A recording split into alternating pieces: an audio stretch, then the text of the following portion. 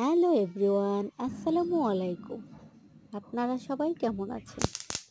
আমি আজকে আপনাদের সাথে শেয়ার করব তিসি ভর্তা। তিসি ভর্তা করার জন্য প্রথমে আমি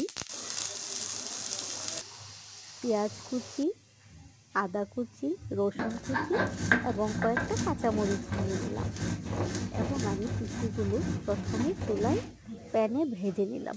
ভাজা শেষ হলে আমি তিসিগুলো বেটে নিব এবং পেঁয়াজ রসুন এই সবগুলো বেটে নেব। বাটা শেষ হলে আমি সবগুলো একসাথে মিক্সড করে নেব। দেন হয়ে গেল আমার তিসি ভর্তা। আপনারা দেখতে থাকেন।